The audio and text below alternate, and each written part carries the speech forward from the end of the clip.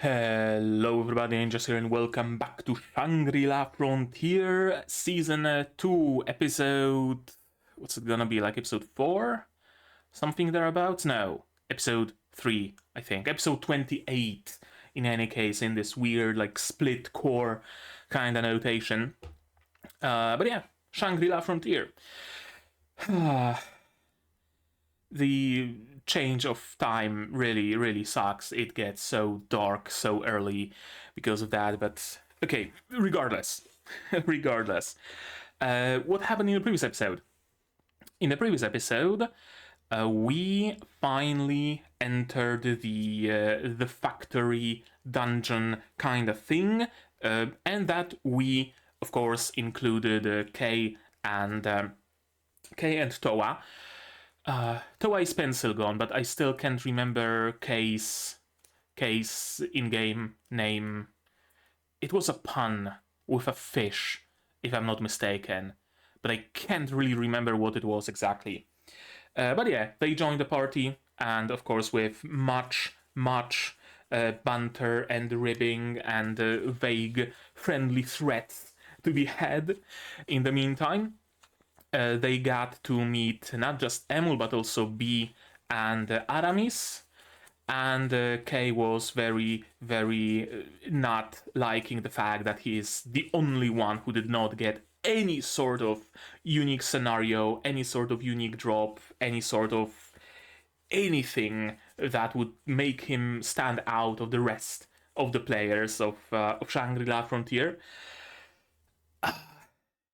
I wonder if it's just legitimately gonna be the running gag here, that he never gets anything unique, or is he just gonna get a unique thing eventually and it's gonna turn out that it's like a tiny little 15-minute quest and the reward is like a cosmetic chicken hat or something like that. That would also be hilarious. So they joined us and everybody delved together into the dungeon. They knew where Sanraku is because he dropped the scorpion materials into the inventoria, and they share inventoria, so they figured that he's in the area. So he's probably going to the ruins to find the item that is necessary for... that item is necessary for B to study it so that she can fix the whatchamacallit that can then be used to power those special items in inventoria. That's the plan, at least. They were stopped by a guardian monster kind of thing.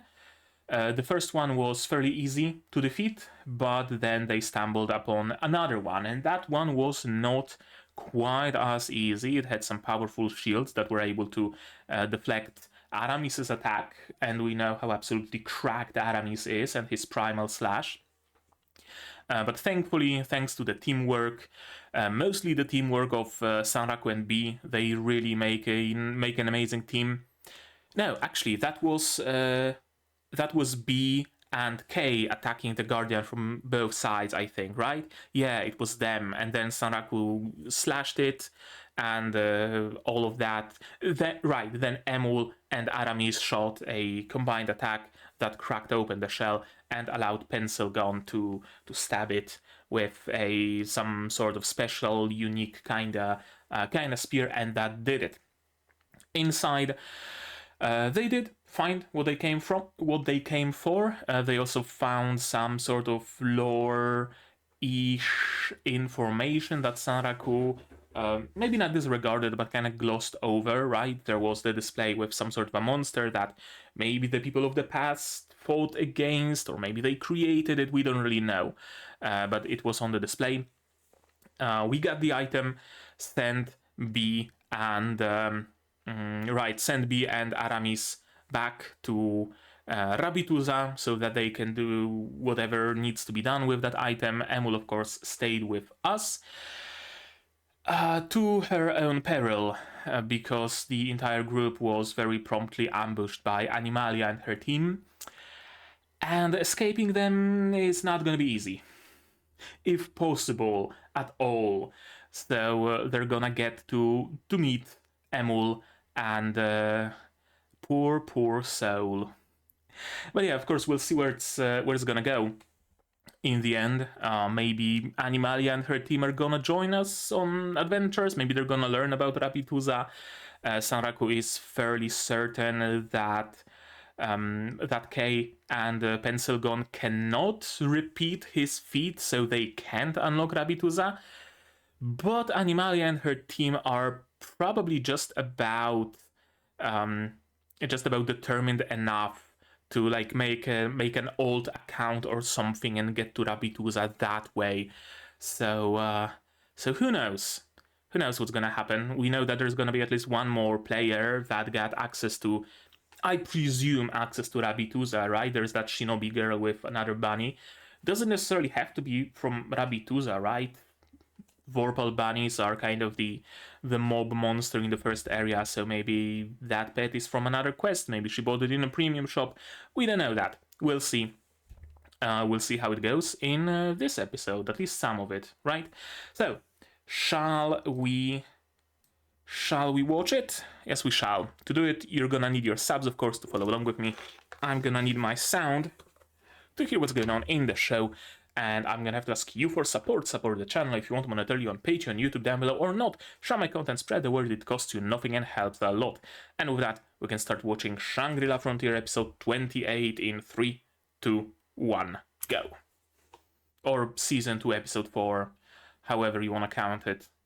3, 4?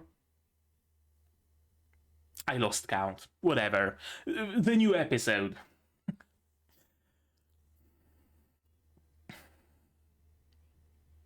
They could really do away with this intro.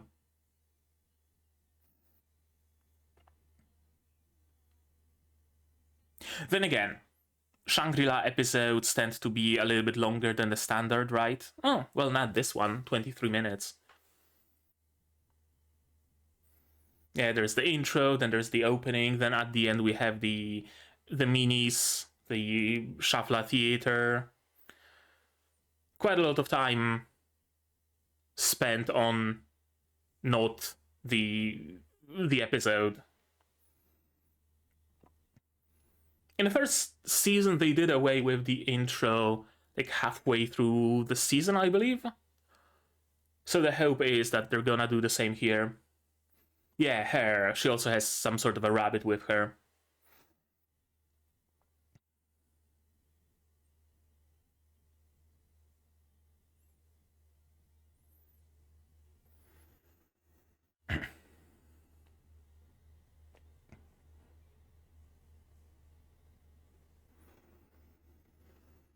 Ah, man. How do I word my thoughts right now? It sucks being easily distracted. Because right when I thought that I'm set into what kind of game project I want to work now, it's gonna be like the 7th now or something around that. Because I played a lot of Stardew Valley recently, Stardew Valley Expanded, and I wanted to make something like that. But now I'm watching Shangri-La Frontier and hey, maybe I should make an action game instead. And in the end, I'm probably gonna make neither.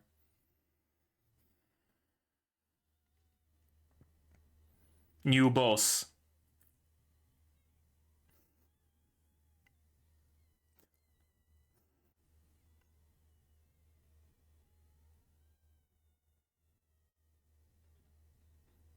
Yes. Nope. You're not getting anywhere. Yes. Yes. What goes around comes around.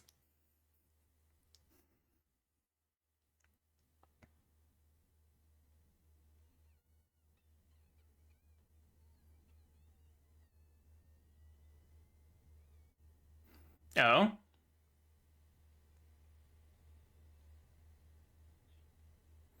Emul. He's gonna throw Emul at them and run away, isn't he? Yep. Oh, Sanraku, you bastard. How could you? Yeah. How could you betray Emul?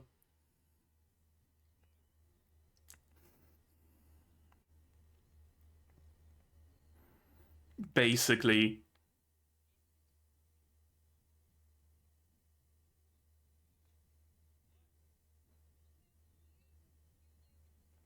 Oh, hello. Another guild that's gonna be meeting us here. Is it gonna be like, what, a three-way guild council?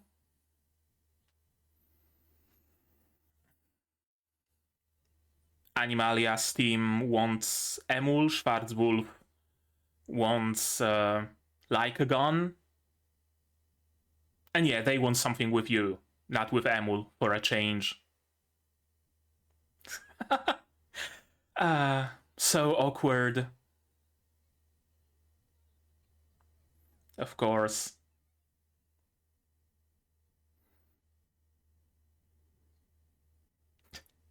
No, probably not.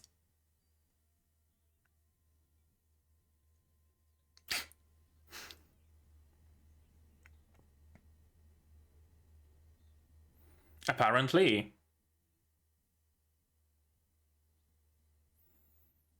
Another... Oh, that's the professor, yeah.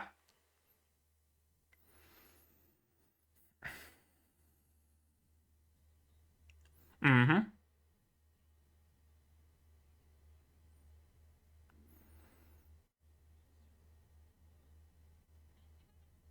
Yeah, okay, so it's gonna be a three-way guild meeting, four-way, including Animalia's guild.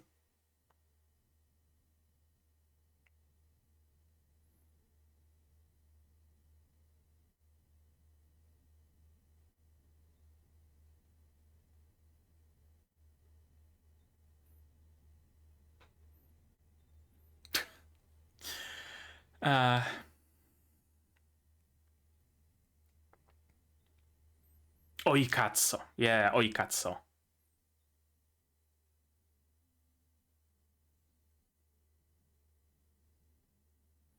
Time for the council to begin. Yes. I mean, that's better than everybody hunting you down for however long. Yeah. Just get it all out. And then you can just do whatever you want. They're not gonna bother you if they get whatever info they need.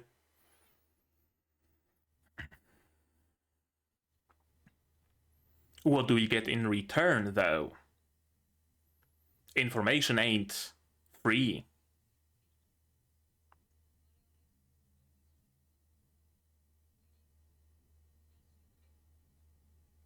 Poor Emul. Okay.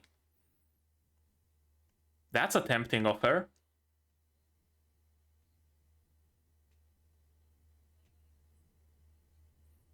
So the method isn't necessarily to defeat Lycagon?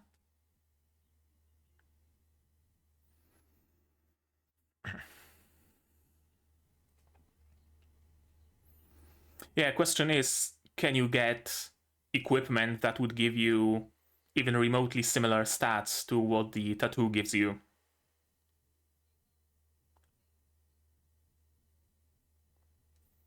Mm-hmm. You need a Vorpal soul to kill it.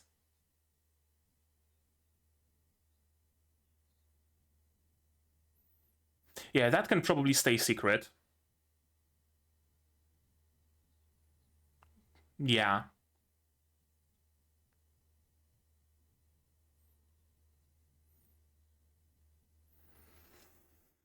You can tell them how you encountered Emul. You can tell them how you got the mark from Lycagon. Yeah. They better not spill the beans.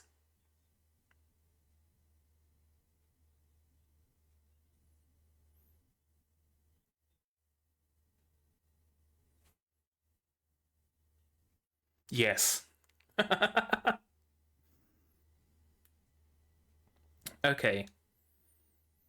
Yeah, I mean, out of all the secrets you know, Rabidusa is probably the most important and the most precious.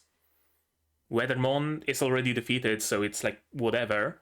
Lycagon, They're gonna find out sooner or later. Rapidusa gives you access to unique merchants, unique training, unique crafting, right?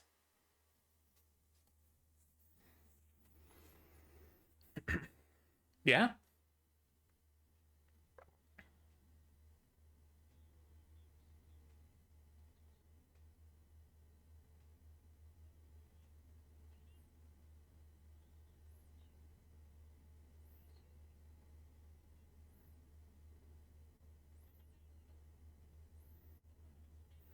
Yeah?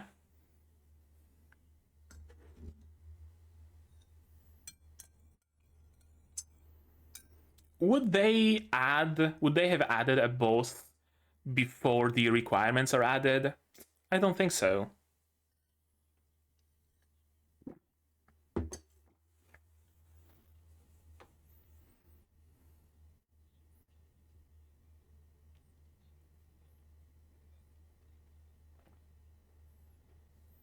Who's your wife? Well, that's an interesting name. Massive Dynamite.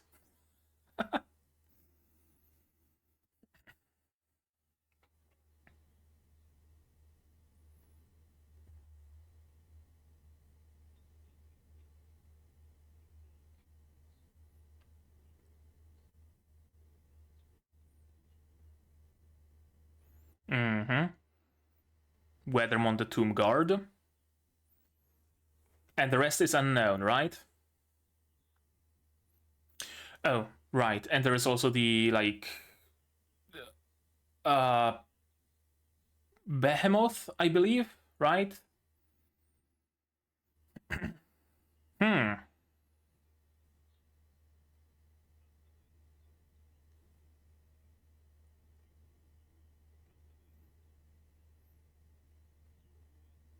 Right. You would need ranged DPS, presumably, or some way to bring it back to the ground. Or you need a status of a hero. And that's a unique scenario you gotta pass. Pencilgon is a hero. She can fight the dragon.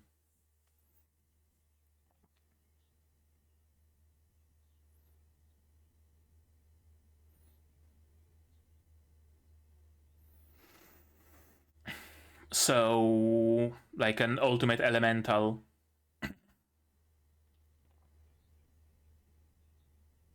And the two are unknown.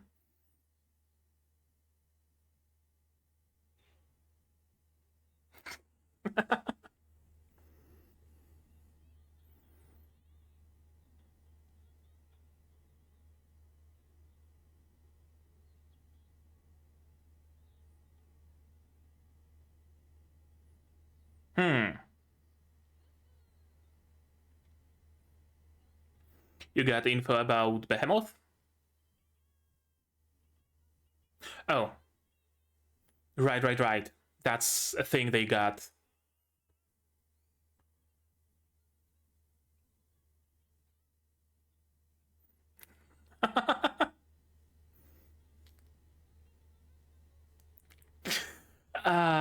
Playing up the theatrics, aren't we?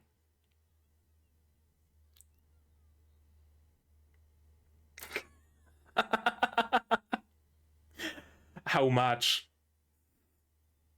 Yeah.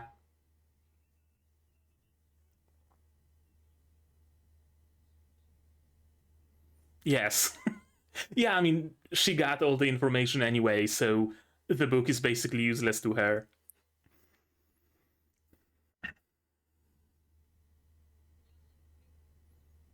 Mm-hmm. Whatever he was able to infer, and whatever he heard from Visage.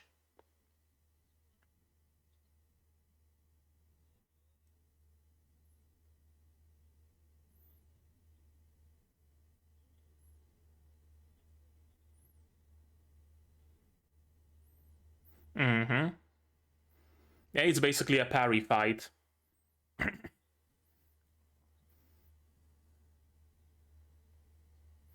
Parry and a dodge. You can't, like, health tank it.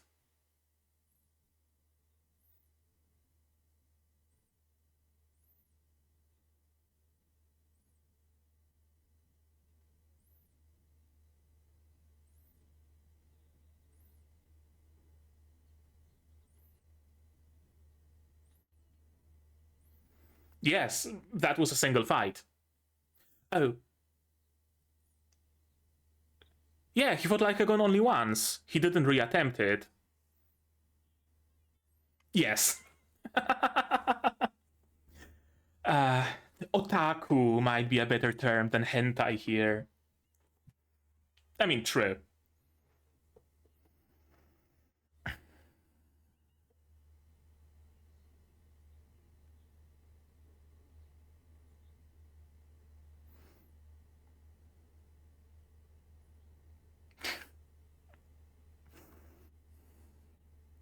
Yes. He's the protagonist, so, fair to assume. Take notes! You're the one asking for info.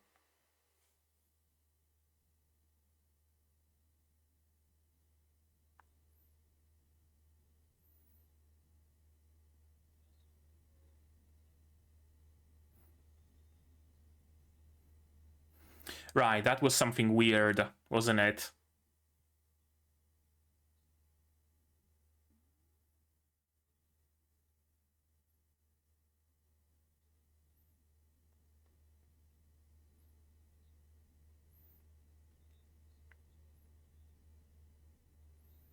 Mm-hmm. So it probably wasn't another spawn. It was probably Lycagon's attack. Yeah.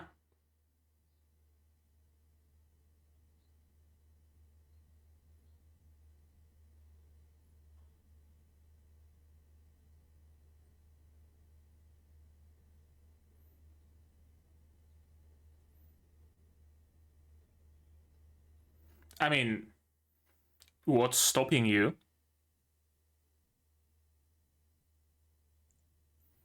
Let's go. What's the problem here?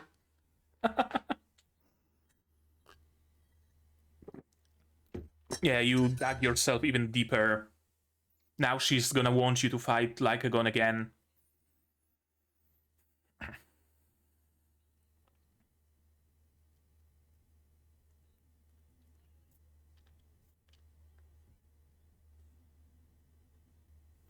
Right, there's also the questions about Emul and Rabituza.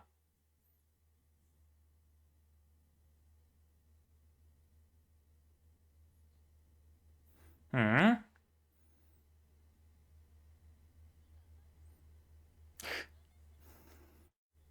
Where did you get Emul from?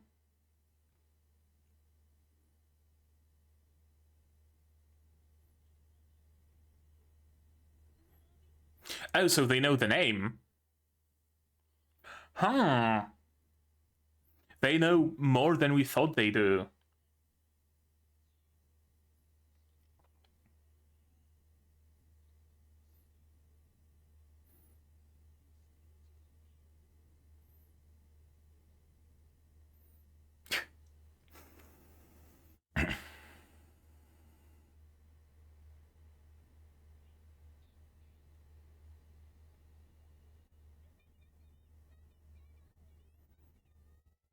I mean, yeah, of course that will be her question.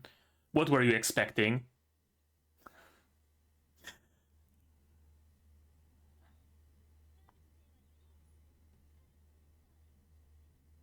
Oh.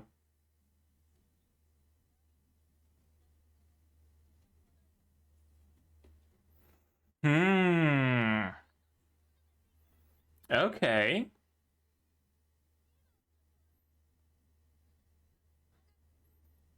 Mm-hmm. Mm-hmm.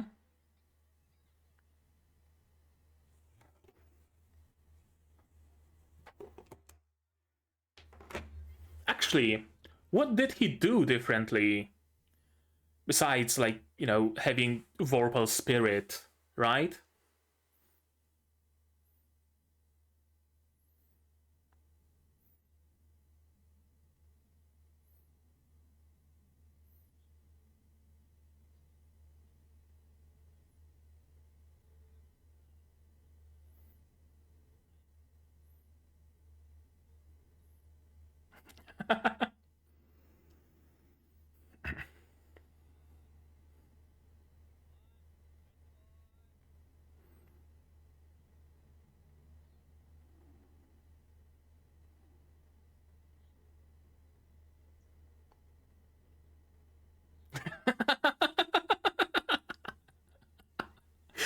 uh,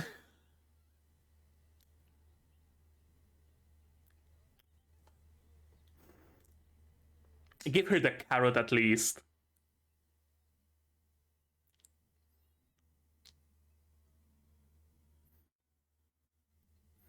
Okay, she forgot about the betrayal at least. That's good.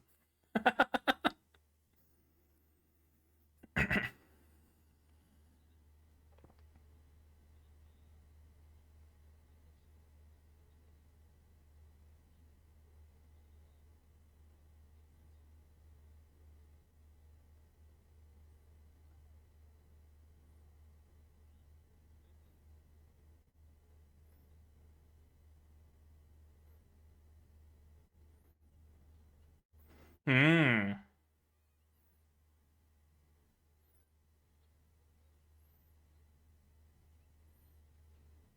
Okay. There is a way to get to Rabituza. Find Eduard. Not Viz? Not Visage? Yeah.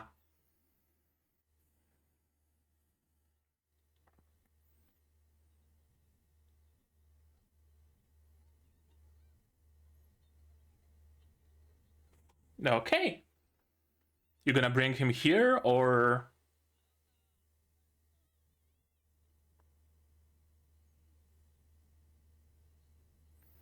I mean, she was a frightened rabbit.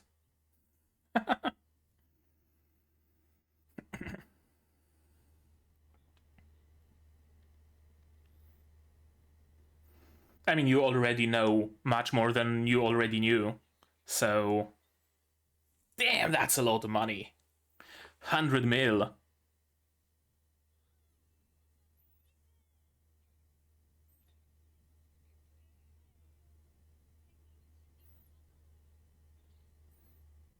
It's empty?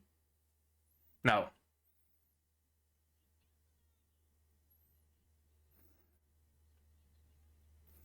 Right, she does have a debt.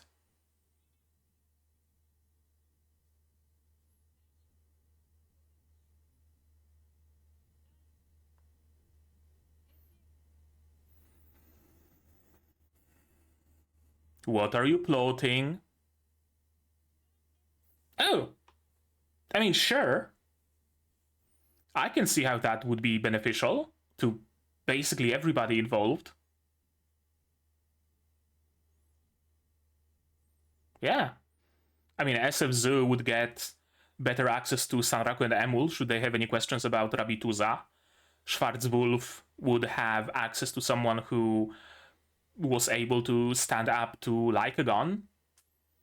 Library would have access to people who are just living fucking magnet to unique scenarios and lore. And Wolfgang would have access to a lot more people, right? In case there is some sort of a big raid that they can't do just the three of them, right? They're gonna have 3 more clans to potentially help them. Yeah. Everybody benefits here, honestly. Everybody has a vested interest in that alliance as well. But that's what's gonna keep it running and working. Pencilgon is not half bad at politics, is she?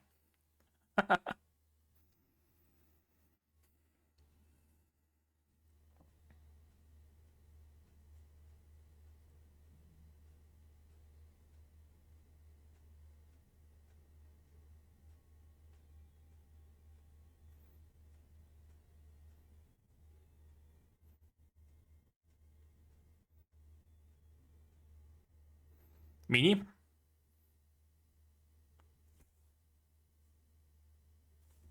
What? No Shangri-La Theater? No Mini? Or is it just the version that I got that didn't have the Mini in it? Well, I'm disappointed. I'm disappointed. Okay, let's watch again what we have. There we go. Yeah. As I said many a time, with friends like those, who needs enemies? They would absolutely be the kind of friends who would knock you into lava in Minecraft as you just got your first diamond, right? Like abso-fucking-lutely they would do it. The one they're after, yeah, it's Emul. And Sanaraku is scum as well. Everybody here is scum, honestly. But they're not malicious kind of scum, you know? I know it might sound like an oxymoron, but there's the kind of scum characters who are just, irredeemable scum, and there's the kind of scum who are fun to be around and who are not entirely malicious in their ways, right? Like, you know what I'm getting at, more or less? Maybe, hopefully. Nothing personnel, kid.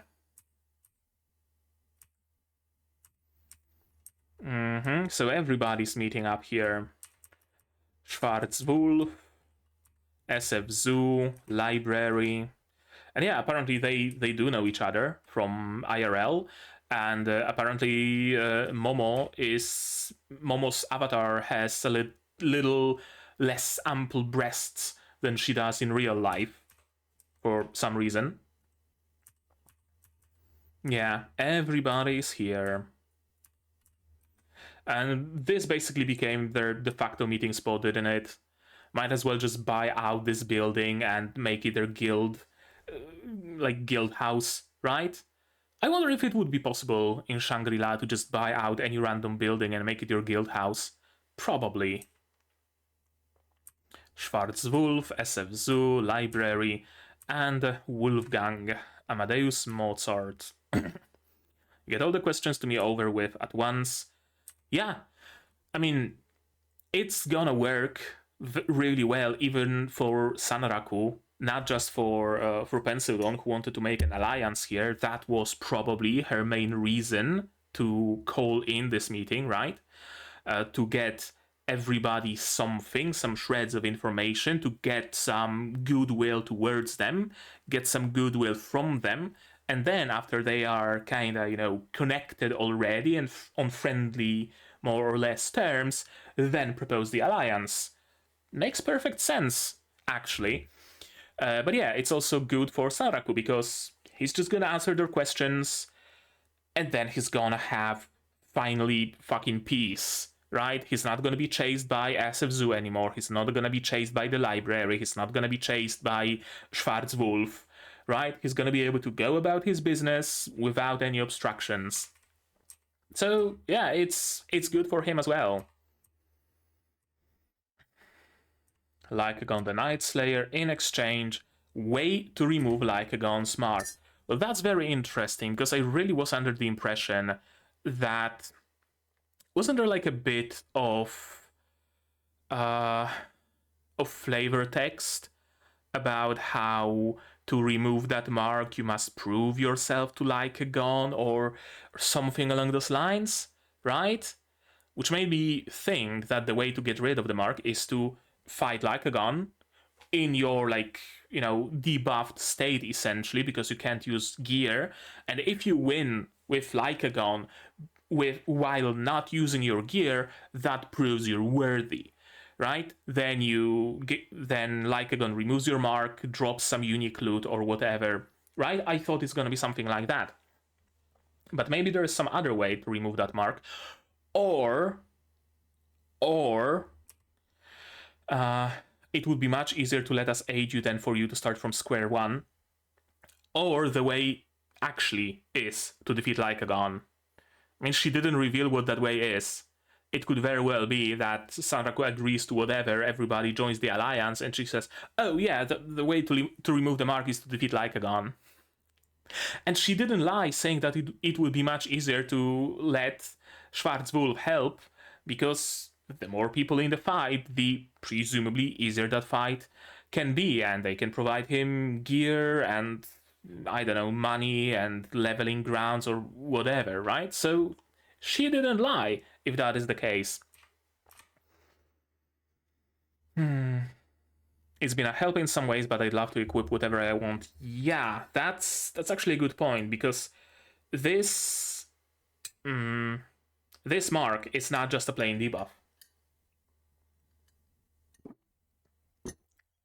If it did just lock you out of using gear, that would be one thing. But it also provides some very nice stats for a specific playstyle, right? For the dodgy, parry, fast-moving kind of assassin Vorpal playstyle, right? And it kind of just locks you into it in a way, but also provides pretty damn good buffs. So I hope that Sanraku at least takes a look at the gear that he's able to get at his level and like compares the stats, because maybe actually keeping the mark is the better play here, because maybe it actually provides more stats, higher stats than gear on his level would provide him with. Haven't even managed to actually fight a unique monster, right? Bonus unique scenario I've kept to myself, Vorpal Epic. Yeah, this is probably the biggest secret that he should keep if he wants to do it on his own, right? I don't think anybody else yet knows of things like Inventoria, like the sci-fi, like the receiver delta, positioner delta, and stuff like that, right? They probably don't know of Vash, of Visage either. So yeah. The rabbits, Aramis is a very cracked fucking companion, so people would be killing themselves, killing each other over the chance to get Aramis in their team. Yep.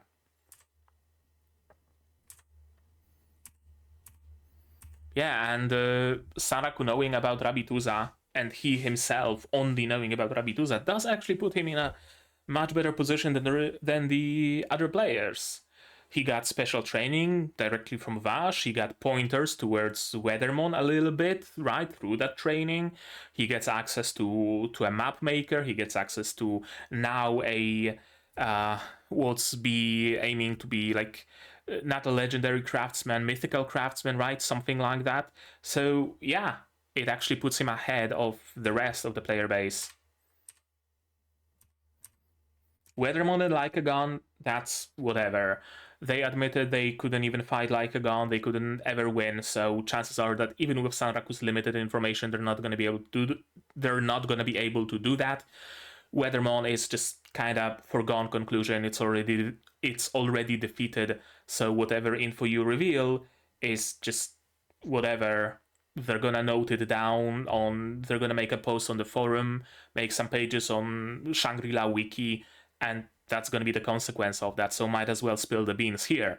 But Rabituza is something that's still underway, and who knows if maybe the first one, only the first one to complete that entire quest chain gets whatever reward there is.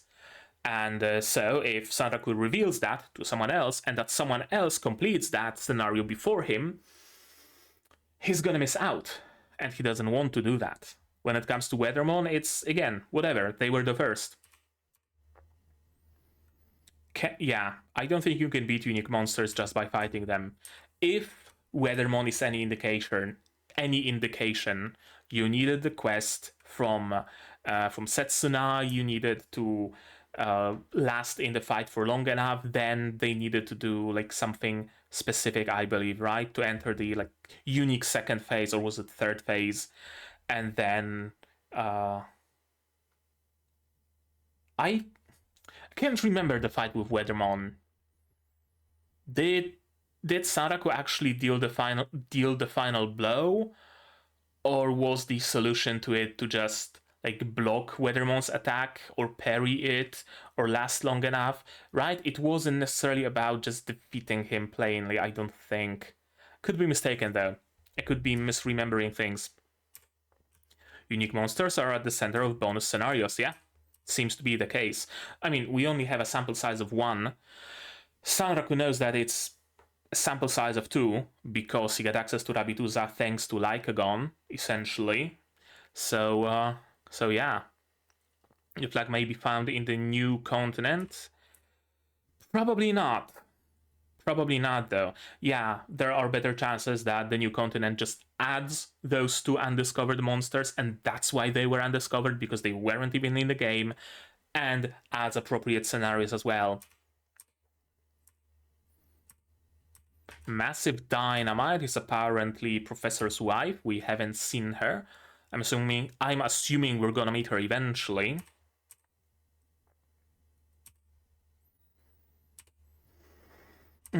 Seven Colossi, yeah. Lycagon the Night Slayer, random encounter, Ktarnid of the Abyss, some sort of a Kraken that only the NPCs know about, Zigwurm the Sky Ruler. Zigwurm the Sky Ruler. It seeks out a hero that can challenge it. What did we hear from Pencilgon in the last episode? He is a hero, or has the status, flag, whatever you want to call it, of a hero. Pencilgon is a hero, so she can fight, what's it called? Zigwurm the Sky Ruler. Zigwurm the Sky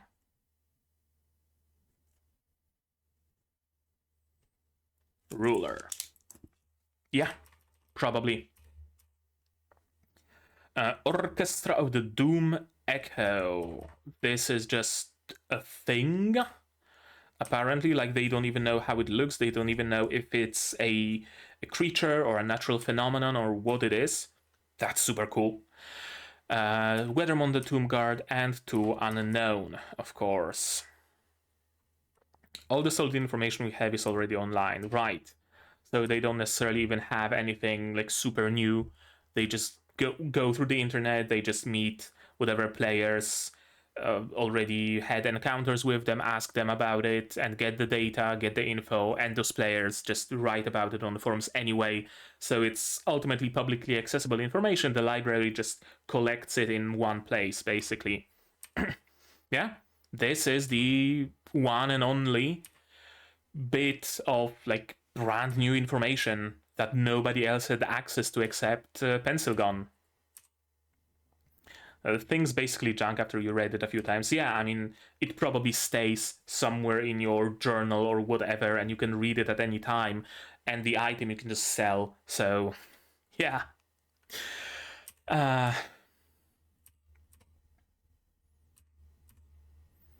Yeah, doesn't telegraph, does the corrosion thing that destroys your gear.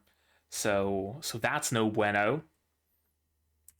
So, I mean, basically, the fighting style you need to employ against Lycagon is don't get hit. That's basically it. That's basically like the one and only way to defeat Lycagon.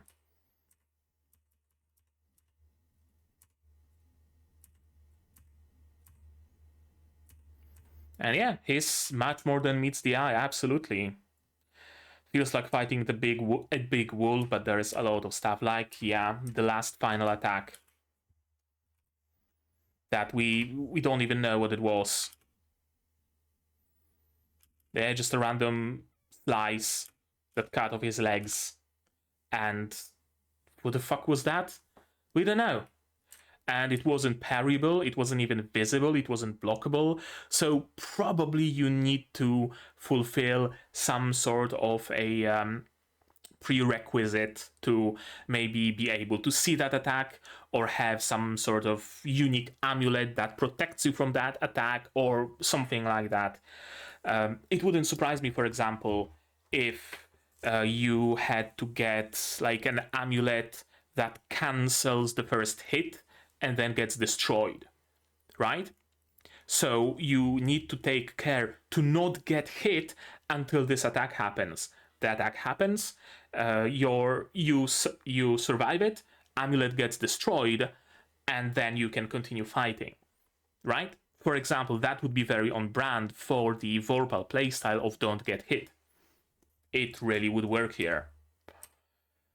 If monsters just appear in front of you, yeah. They wouldn't do that. Game with this much care in the world building, and in general, this much care put into it, chances are that whatever happens in the game is purposeful.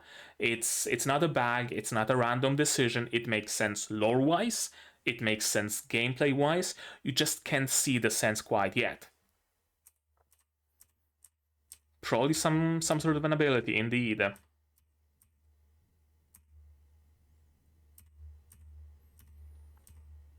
And yeah, info about not Animalia, about Rabituza. So they know much more than I thought they would. They know of the existence of Rabituza, and they even were in Rabituza to destroy some of those serpent snake things. But yeah, after you destroy that ravenous python, you just get kicked out. And what can we do to not get kicked out? So basically, they don't even want to know what Sarak was afraid they wanted to know, right? He was afraid that they're gonna want to know how he met Emul, how he got her to accompany him, how he triggered the whole entire quest, what's the deal with Rabituza, what's the quest line, etc., etc. But no, they just want to get into Rabituza. They don't even want that unique scenario, so sure, whatever. We can tell them whatever they need to know, because it's not going to have any effect on Sanraku. Because presumably, if they don't get into Rabituza the same way Sanraku did, they're not going to trigger the same unique scenario, so they're not going to be a threat to his completion of it as the first player to do so. Yeah. And Emul could probably explain. And she did manage to do so indeed. That sultry voice. Some ASMR and Emul is back alive again.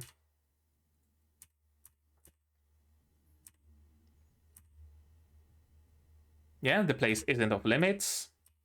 And of course it's the government who decides. But Aidward might know. So even if that was all that Emul knew, that already means SFZoo is a step closer, because they know the name of the NPC.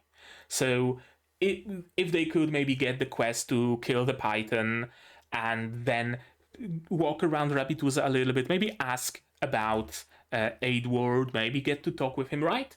There is a chance that they could be able to do something like that. But yeah, Emul is willing to do even more, and just ask him, or bring him here, presumably. Reigning King of Rabituza, that's very interesting, yeah. Vash is in the head of Rabituza. Well, that's interesting. Unless... I mean, Vash never claimed to have been a ruler, did he? Right? Like, he's just like a Yakuza boss, essentially. And maybe that's the role that suits him best, and so he just ceded the kingdom to his son. Yeah, that's probably what happened.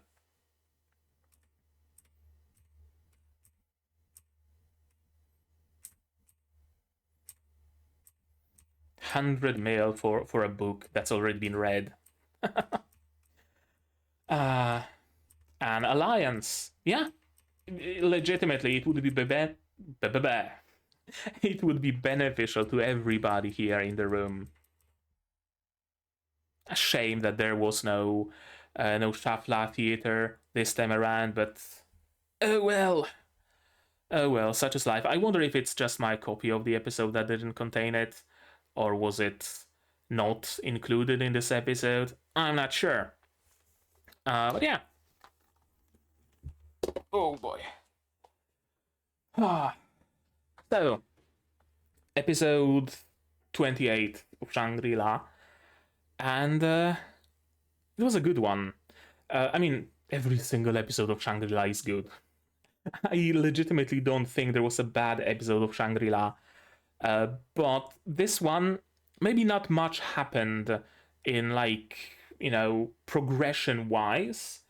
But I like the fact that the info that everybody got so far got basically just summarized in this episode, right? Because whatever we heard here was not just for the benefit of the clans, of the guilds, of SF Schwarzwolf, and Library, it was also for benefit of the viewer, I would say, right? A nice, nifty summary of everything we know with a nice bow on top, with some additional information that perhaps wasn't easy to infer or was unknown or I just forgot. So that was cool.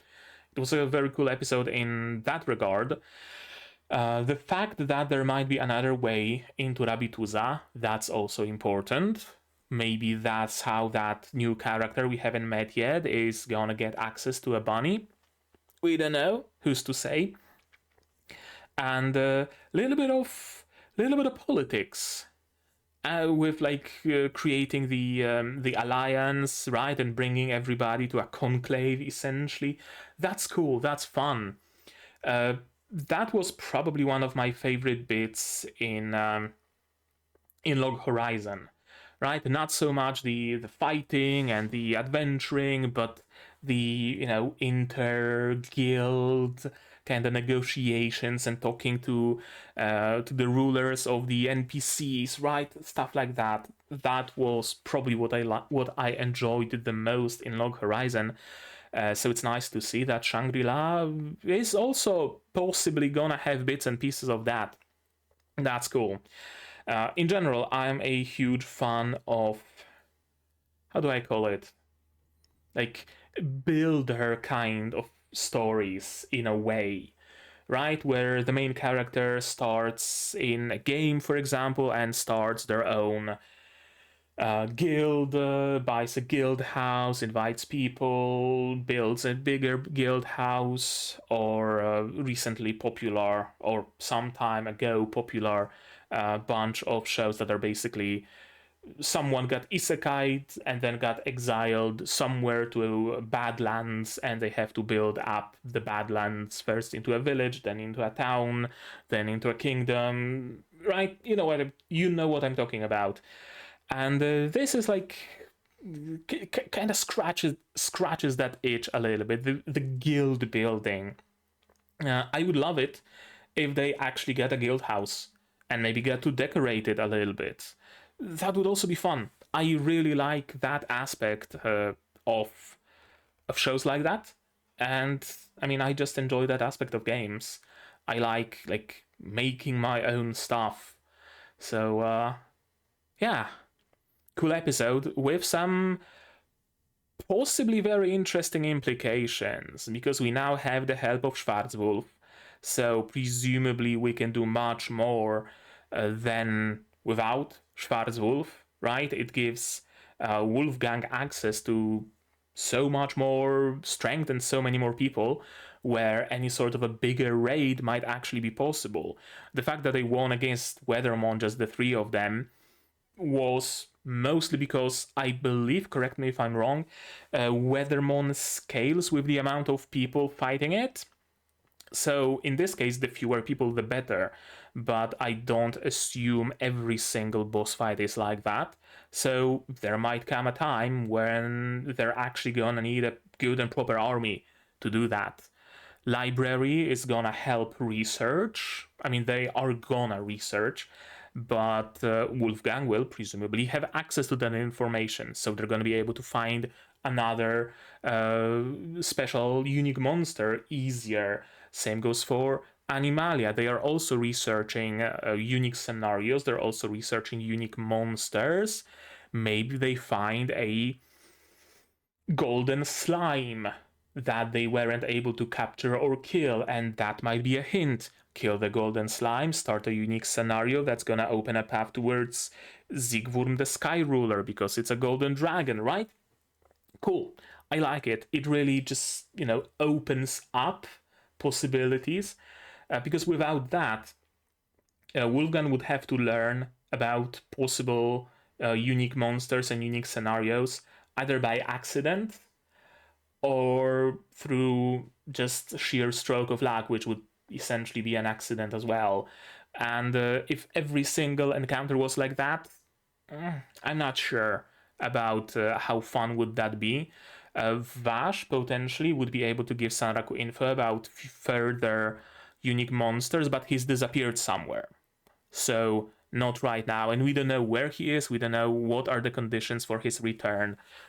So it's gonna be good to have options and to have allies. Cool. I hope they agree to join the alliance, at least Schwarzwolf. And Library is probably gonna agree as well.